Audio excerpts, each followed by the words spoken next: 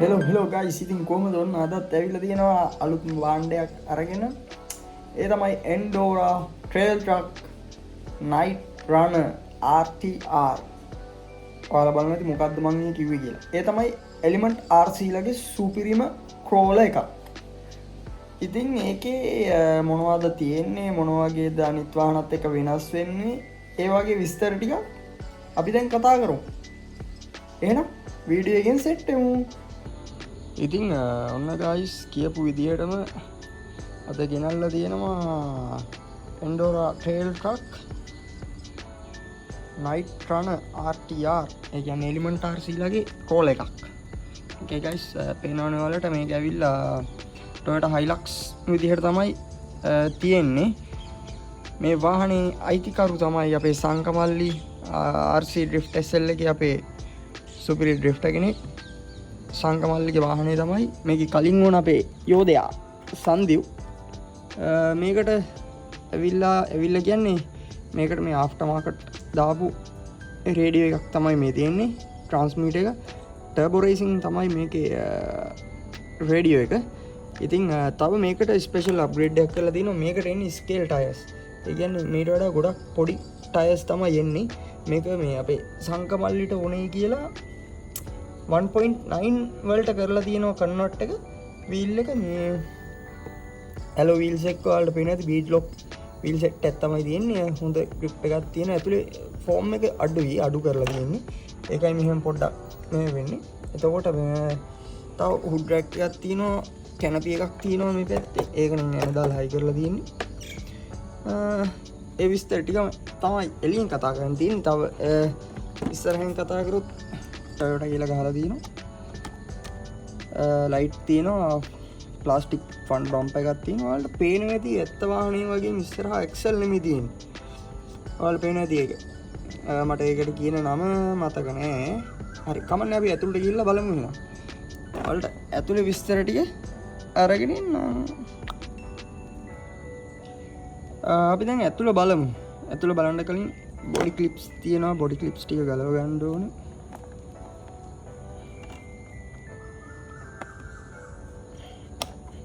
Body clips ටික ගලවලා පිටිපස්සෙන් දාමු. ඔන්න එහෙනම් අපි ඇතුළ බලන්නයි යන්නේ. මේ විදිහට බොඩි එක ගලවලා පැත්තකින් තියාගමු. මේ බොඩි එකට ලයිට් කිට් එකක් ගහලා තියෙනවා. පේනවා ඇති. ලයිට් කිට් එකක් ගහලා තියෙනවා. දැන් මේ ලයිට් කිට් එක මම හිතන්නේ ඒකේ තියෙන්නේ. ඔන්න තියෙනවා Element RC Endora Trail Truck Night Runner එකේ chassis එක. අපිට මේ පැත්තෙන් chassis එක ගත්තාම මෙතන තියෙනවා හොඳ යකඩ chassis එකක්. යකඩ chassis එකක් තමයි තියෙන්නේ. ඔයාලට ඒක පේනවා ඇති. මෙතන තියෙනවා 3S ලිපෝ එකක්. අපි දැනට මේක ගලවලා අන්ප්ලග් කරගමු. හරි ගයිස්, අපි මේ තමයි 3S ලිපෝ එක. මේක මිලියම්පියර් 5000ක ලිපෝ බැටරි එකක්. අපි මේක ගලවලා පැත්තකින් තියාගමු. අපි මේකේ පළවෙනි අප්ග්‍රේඩ් එක විදිහට කතා කරමු. මේ බැටරි ට්‍රේ එක. මේකේ කලින් ඕන මේ බැටරි ට්‍රේ එක ගලවලා ෆ්‍රන්ට් මවුන්ට් කරලා තියෙනවා. ඔයාලට පේනවද මේ බැටරි ට්‍රේ එක ෆ්‍රන්ට් මවුන්ට් කරලා තියෙනවා. සාමාන්‍යයෙන් බැටරි ට්‍රේ එක රියර් මවුන්ට් තමයි එන්නේ. මම දන්න විදිහට බැටරි ට්‍රේ එක ෆ්‍රන්ට් මවුන්ට් කරලා තියෙනවා. එතකොට මේකට 50 kg සර්ව් එකක් දාලා තියෙනවා. අපේ සංකමල්ලිට ඉස්සරහට යකඩ පටි ටිකක් එල්ලන්න ඕනේ කියලා 50 kg සර්ව් එකක් දාලා තිනවා. වලට පේනවා 50 kg සර්ව් එකක්. ඒ කියන්නේ කිලෝග්‍රෑම් 50ක් බර දාලා මේක ස්ටියර් කරන්න පුළුවන්. බය නැහැ, ප්‍රශ්නයක් නැහැ. අනිත් දේ තමයි ඔයාලට බැලුමට පේනවා මේ පිටිපස්සේ රෝද දෙක පොඩ්ඩක් පස්සට වෙලා දින වැඩි. ඒක අපි අනිත් පැත්ත හරවලා බලමු. මේ පැත්තට හරවපුවාම ඔයාලට පේනවාද සෙන්ටර් එකේ ඉඳලා ඉස්සරහට තියෙන දුරයි සෙන්ටර් එකේ ඉඳලා පිටිපස්සට තියෙන දුරයි. ඒ කියන්නේ මේ ලින්ක් හතර දිගයි. ඒකේ යාලා දාලා තියෙන වාහනේ ෆ්ලෙක්ස් එක ගන්න. ඉතින් ඒක මේ වාහනේ තියෙන එක විශේෂත්වයක්. අනිත් එක තමයි මේ ඉස්සරහා තියෙන සස්පෙන්ෂන්. මේ වාහනේ පිටිපස්සට ලින්ක් හතරක් ඇවිල්ලා ආවට ඉස්සරහට එහෙම නෙමෙයි තියෙන්නේ. ඔයාලට පේනවද මෙතනින් ස්කිඩ් ප්ලේට් එකක් ඇවිල්ලා chassis එක කන්ටිනියු වෙලා මෙතන chassis එකෙන් ඇවිල්ලා තියෙනවා ෂොක් එකෙන් through ඇවිල්ලා දිනවා. මෙතන වෙනම ඩිෆ් එකක් තියෙනවා. අපේ අර රේසින් RC කාර්ස් වගේ අර ඩ්‍රිෆ්ට් කාර් එකේ වගේ වෙනම ඩිෆ් එකක් තියෙනවා මෙතන. ඒ මෙතනින් තමයි වෙනම ෂොක් මවුන්ට් ඇවිල්ලා මේ වෙනම ලින්ක් ගිහිල්ලා අප ආම් ලෝ ආම් සෙන්ටර් ඩිෆ් ඒ ටික ගිහිල්ලා වෙනම තමයි සස්පෙන්ෂන් තියෙන්නේ. මේ ඉන්ඩිපෙන්ඩන්ස් සස්පෙන්ෂන් කියලා මට මතක විදියට මට හරියට මතක නෑ. ඔයාලට පේනවා ඇති වෙනම තමයි ඒ වාහනේ එතන සස්පෙන්ෂන් වෙන්නේ. මේ ඔයාලට පේනවද දැස්සේ? ඔන්න ඔය විදියට තමයි මේ වාහනේ එතන තියෙන්නේ. අනිත් එක තමයි මේ වාහනේට යූස් කරලා තියෙනවා 1080 ESC එකක්.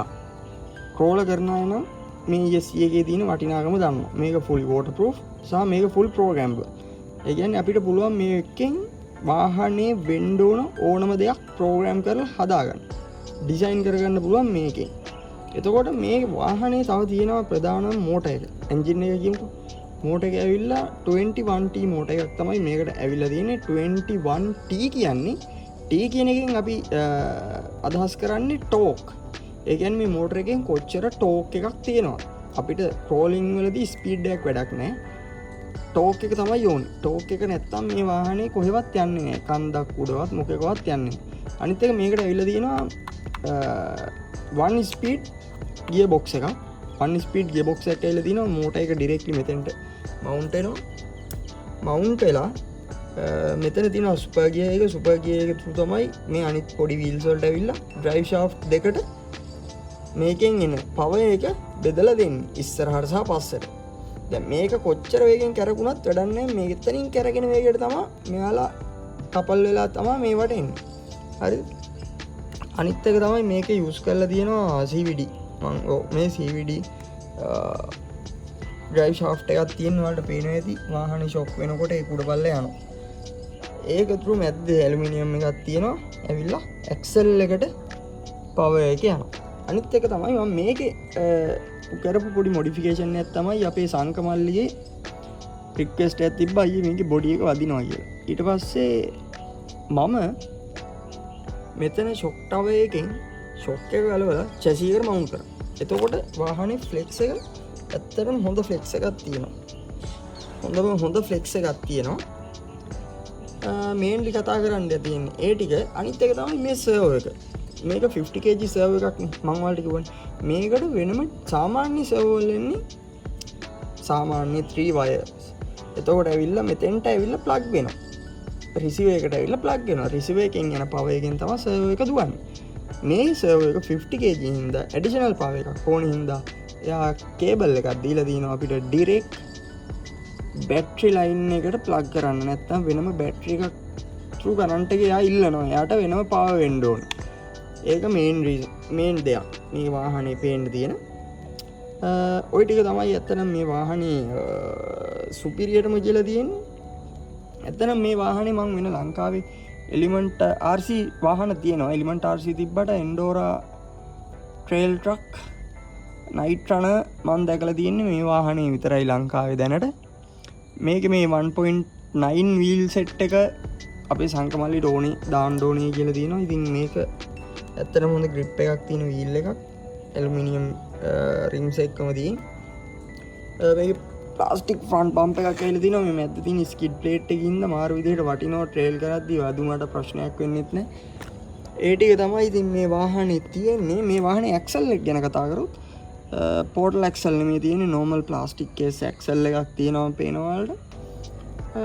ඉස්සරහටත් ගිහිල්ලා තියෙනවා අර විදිහටම ඔයාලට පේනවා ඇති CVD ඩ්‍රයිව් ෂාෆ්ට් එකක් මෙතන මැද්දේ තියෙන මිඩල් මේ එක මොකටද ඩිෆ් එකට. අපි මේකේ බැටරිය කනෙක්ට් කරලා බලමු ඔයාලට පෙන්නන්නම් මේක කොහොමද වැඩ කරන්නේ කියලා. ඉතින් guys මම බැටරි එක කනෙක්ට් කරගත්තා. ඔයාලට දැන් පෙන්නන්නම් මේක කොහොමද වැඩ කරන්නේ කියලා. ඔය මම ඉස්සරහට කරනකොට වීල් හතර කැරගෙන ඉදී. ඔයාලට පේනවා මේ ඩ්‍රයිව් ෂාෆ්ට් එක සාමාන්‍ය වේගයකින් කැරගෙන. ඩ්‍රයිව් ෂාෆ්ට් එක සාමාන්‍ය වේගයකින් කැරගෙනවා වීල් එකට වඩා. දැන් වීල් එක හැමීට කැරගෙන්නේ ඩ්‍රයිව් ෂාෆ්ට් එක වේගයෙන් කැරගෙනවා. ඔය ඔන්න ඔය වාහනේ ෆුල් ටෝටල් කරලා තියෙන්නේ අපි දුන්නේ ඩ්‍රැග් බ්‍රේක්. ඕකට කියන්නේ අපි ඩ්‍රැග් බ්‍රේක් කියලා. ඔය ෆුල් ටෝටල් කරලා තියෙන්නේ මේ වාහනේ. මේකේ රිවර්ස් එක කොයි තියෙන්නේ? රිවර්ස් එකකට ස්පීඩ් වෙනවා.